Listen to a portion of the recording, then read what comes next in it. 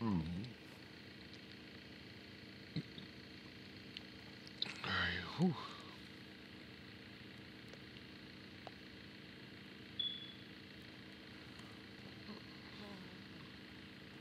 Where's this lady? I thought you had forgotten about That's her? May have walked out of the den, Irma, but I'd never walk out on you. Hi. Irma, is this the Amari's lady? downstairs, you big flirt. Here for Amari? She's downstairs.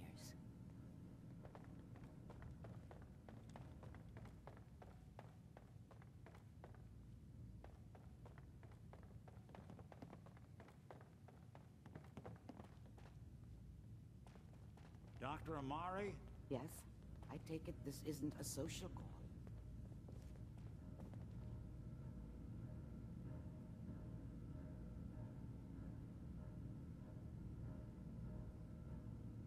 You're the one who can extract memories from a brain, right? Normally, we only allow our clients to experience their own memories.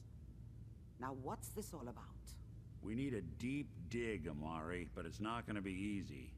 The perp, Kellogg, is already cold on the floor. Are you two mad?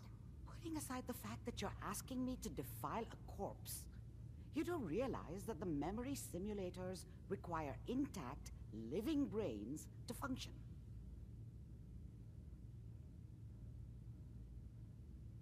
Please. Nick told me you're the only one who can make this work. This dead brain had inside knowledge of the Institute, Amari. The biggest scientific secret of the Commonwealth. You need this, and so do we. Fine. I'll take a look. But no guarantees. Do you have it with you?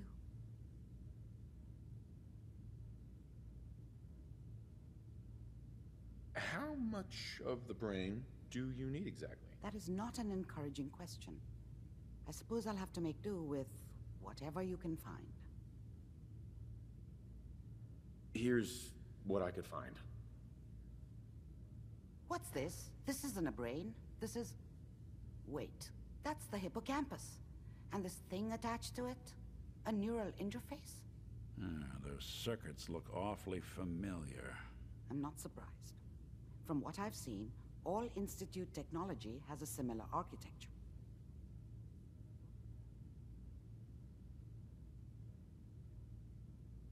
Nick's an older model synth. Is he compatible? That's exactly what I was thinking. If we are lucky, it should hook right in. But even if this works, Mr. Valentine would be taking on a tremendous amount of risk. We're talking about wiring something to his brain. Don't worry about me, Amari. Let's do it.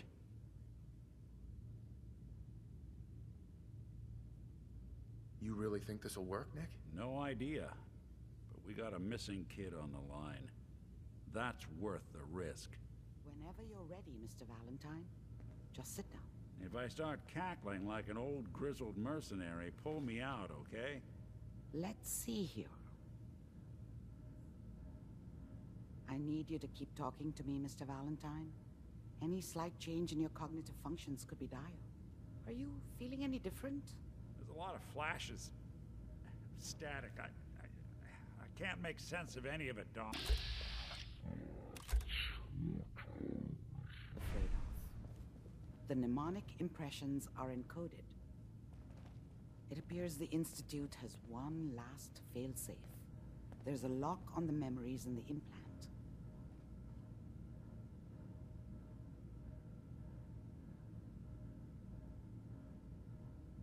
How do you lock memories? The implant is encoding all the mnemonic activity in the hippocampus. Think of it like computer encryption, and we don't have the password. Let's see. A single mind wouldn't be able to crack it. But what if we use two? We load both you and Mr. Valentine into the memory loungers. Run your cognitive functions in parallel. He'll act as a host, while your consciousness drives through whatever memories we can find.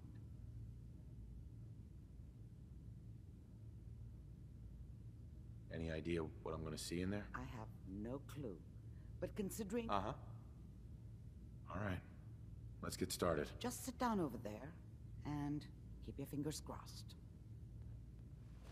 See you on the other side.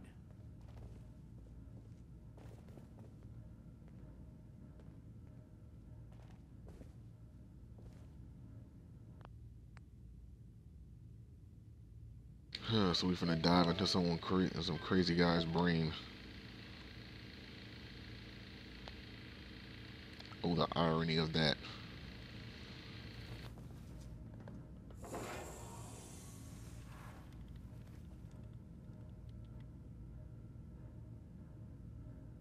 Wait a minute, this is gonna be like a mini game? Initiating brainwave migration between the transplant and the host. Mnemonic activity coming from the transplant. It's degenerated, but it's there. We're going to load you into the strongest memories we can find. They might not be stable. Just hold on.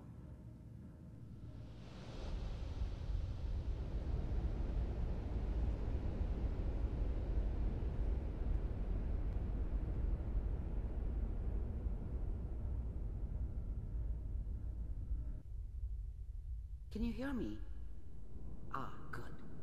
The simulation appears to be working, although the memories are quite fragmentary. I'll try to step you through the intact memories and hope we find one that gives us some clue to the Institute's location.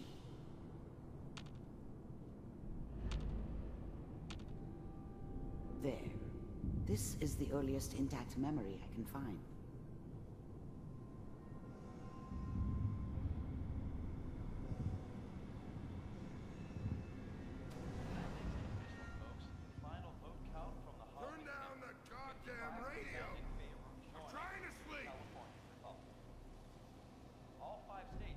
Remember, you are experiencing such a these dummy memories back as then. Kellogg.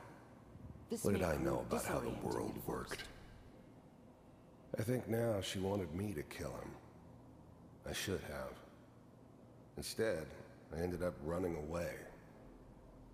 I told myself I wanted to find somewhere out from under the thumb of the NCR and all their rules. But really, I was running from the guilt of not protecting her from Dad. Yeah, it doesn't matter now, though. Dad was either drunk or not around. I guess he must have run with one of the raider gangs, but I never really knew what he did. Don't know why Mom was with him. Maybe at some point in his life he wasn't a complete asshole.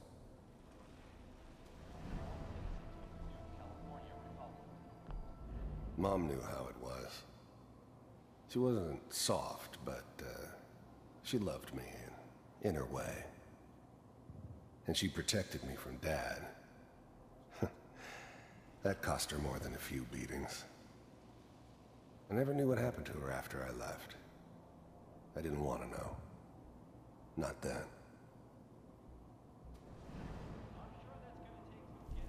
This doesn't seem to be what we're looking for. There appears to be another intact memory close to you in temporal sequence. There. Try that one. The thing about happiness is you only know you had it when it's gone. I mean, you may think to yourself that you're happy, but you don't really believe it. You focus on the petty bullshit or next job or whatever. It's only looking back, by comparison with what comes after, that you really understand that's what happiness felt like. I was the worst thing that ever happened to her. If she'd never met me, she'd have stayed in the hub, maybe hooked up with someone who didn't kill people for a living. Probably been happier than she was with me. Almost certainly lived longer. It's gonna be fine. You'll see. But we don't know anybody here, and now... Whatever made me think that a guy like me should have a daughter?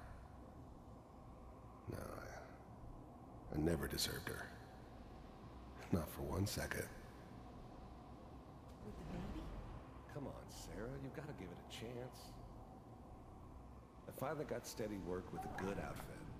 Nothing like that in the NCR these days. No, I'm not saying this. Let's keep looking. I'll connect you to the next intact memory.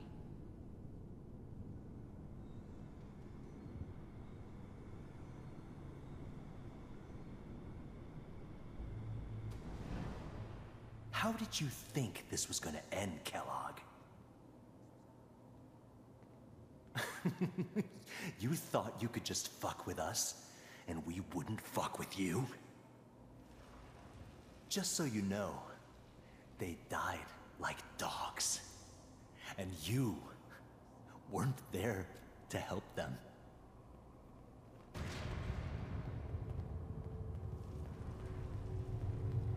I found another memory to try. I'll connect you.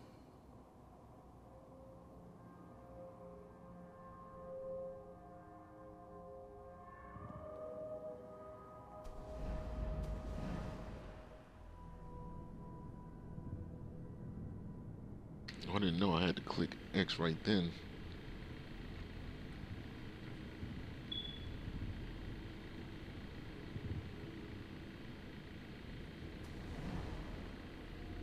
Mind if we sit down? I didn't care where I was going. Ended up mostly wandering east. Getting as far away from San Francisco as I could, maybe. Get yourself. There's always someone who wanted someone else dead. Sometimes just roughed up, but dead was usually what they wanted. Sometimes they thought they could cheat me. That was usually only when I first arrived somewhere. Didn't matter to me. They just took it as part of the job. Little extra thrown in for free. I always got paid in the end. One way or another. There was always a job for someone like me. Didn't matter what it was. Didn't matter who I was supposed to kill.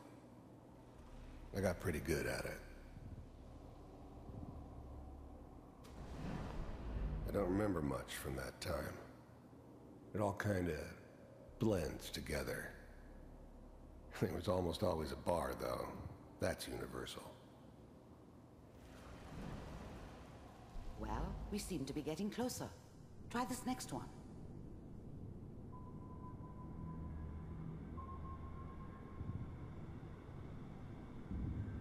Mr. Kellogg, I'm glad you decided to meet with me. I finally ended up in the Commonwealth. I kinda ran out of road. Plus, I'd come to terms with life. I wasn't gonna be stupid enough to get mixed up with caring about other people again. It was just me against the world. And the world had it coming. So, you're with the Institute. I wanted to see for myself if you really existed. We do, as you can see. What do you want? You heard all sorts of rumors about the Institute. But I figured they were just a convenient boogeyman for anything bad that ever happened. They were real, all right. They didn't know anything about operating on the surface. Relied on their synths for everything. They had the resources I needed, and I had the expertise they needed. Turned into a permanent arrangement. Suited me just fine. It's come to my attention that you've been rather disruptive of our... First synths weren't all that impressive. I'm good, but I'm not that good. But the Institute could always make more, and kept making them better each time. They still give me the creeps, but you have to get used to them if you want to work with the Institute. operations lately. This must stop. I do what people pay me to do. If that's a problem for you, I can see only one way out. And what's that, Mr. Kellogg? If I'm working for you, there's no more problem. From what I hear, you can afford me. I don't think you fully understand the situation you're in. I think I do. Very well.